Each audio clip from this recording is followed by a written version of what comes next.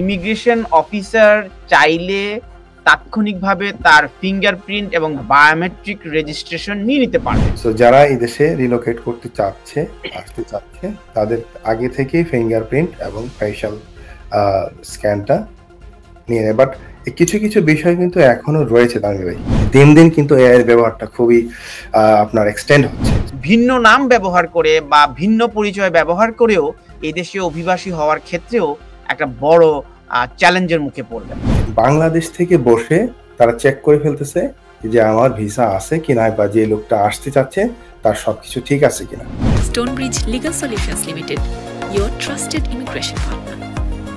আরো একটি গুরুত্বপূর্ণ ক্লজ আমরা দেখছি 34 এবং 35 নম্বর ক্লজটিতে বলা আছে যে ইমিগ্রেশন অফিসার চাইলে তাৎক্ষণিকভাবে তার ফিঙ্গারপ্রিন্ট এবং বায়োমেট্রিক রেজিস্ট্রেশন নিয়ে নিতে পারবেন। এটা যেটা বলছে যে এখানে যে allow immigration officers to take biometric details, specially বায়োমেট্রিকের মধ্যে আমরা দেখতে পাচ্ছি যে ফিঙ্গারপ্রিন্টস আর হচ্ছে যে ফেশিয়াল যে স্ক্যানটা। তো ফেশিয়াল স্ক্যান যদি নিয়ে নেয় তাহলে কিন্তু from the people abroad who are being considered for relocation to the United Kingdom.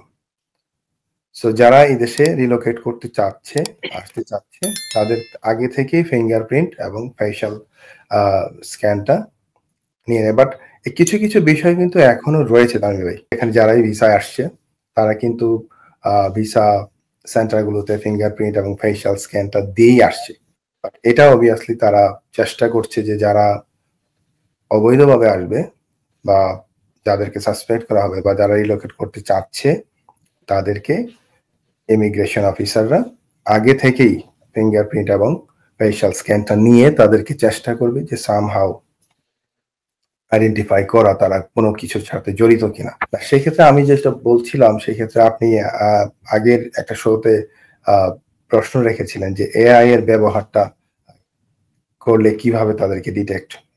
আমি বলবো যে এখানে কিন্তু দিন দিন কিন্তু এআই এর ব্যবহারটা খুবই আপনার এক্সটেন্ড হচ্ছে। সো অবভিয়াসলি এখানে কিন্তু চাইলে গভর্নমেন্ট ইজিলি এআই এর ব্যবহারটা করে তাদেরকে আইডেন্টিফাই করা, তাদের ফাইন্যান্স কোথায় কোথায় রয়েছে সেভাবে আইডেন্টিফাই করা, তাদের ফিঙ্গারপ্রিন্ট ফেশিয়াল ইয়েটা স্ক্যান করে এদেরকে আইডেন্টিফাই করা কিন্তু সম্ভব হবে এবং একটু সহজ হবে গভর্নমেন্টের পক্ষে। আরো একটি বিষয় বেশ আমি যোগ করতে চাইছি, আপনার কাছে এটি কতটুকু মানে রেলেভেন্ট মনে হয়? যেমন বায়োমেট্রিক পাসপোর্ট করার জন্য ইলেকট্রনিক পাসপোর্ট যখন হয়ে গেছে বিশ্বব্যাপী, কিন্তু 2015 সালের পর থেকে ই পাসপোর্ট হয়ে গেছে। এবং ই পাসপোর্ট হওয়ার পর থেকে সবগুলো দেশ কিন্তু ফিঙ্গারপ্রিন্ট এবং আপনার বায়োমেট্রিক রেজিস্ট্রেশনের দিকে গেছে। তো সেই ক্ষেত্রে যখন ইউকে বর্ডার এজেন্সিও এ ধরনের তাৎক্ষণিকভাবে ওই ব্যক্তি যারা ভোট দিয়ে আসছে তাদের এই বায়োমেট্রিকটা নিয়ে নেবে, তারা তো ইন্টারন্যাশনাল সেই ডাটাবেজের সাথে মিলিয়ে দেখবে এই ব্যক্তিটি কোথা থেকে এসছে এবং তাকে আইডেন্টিফাই করা যেমন সহজ হবে, এবং ভবিষ্যতে তিনি ভিন্ন নাম ব্যবহার করে বা ভিন্ন পরিচয় ব্যবহার করেও এই দেশে অভিবাসী হওয়ার ক্ষেত্রেও একটা বড় চ্যালেঞ্জের মুখে পড়বেন। অবভিয়াসলি আর আপনি জানেন যে তানভীর ভাই এখন আমাদের যে প্রত্যেকটা বিআরপি কার্ড জানেন যে আপনার 31st of December 2024 এ শেষ হয়ে গিয়েছিল, তাদেরকে এক্সটেন্ড করে ই ভিসার যে ডেটটা 31st of March 2025 পর্যন্ত এক্সটেন্ড করা হয়েছে। এবং আপনি যদি দেখেন যে এই যে প্রত্যেকটা মানুষ আসবে এখন তাদের কোনো বিআরপি কার্ড নাই, জাস্ট একটা সিঙ্গেল শেয়ার কোড দিয়ে তারা যখন দেশ থেকে আসবে তারা ইজিলি চেক করে ফেলছে যে আপনার মানে আমার দেশের শেয়ার কোড বাংলাদেশ থেকে বসে তারা চেক করে ফেলতেছে যে আমার ভিসা আছে কিনা বা যে লোকটা আসতে চাচ্ছে তার সবকিছু ঠিক আছে কিনা। সো পৃথিবী কিন্তু আসলে ছোট হয়ে আসছে।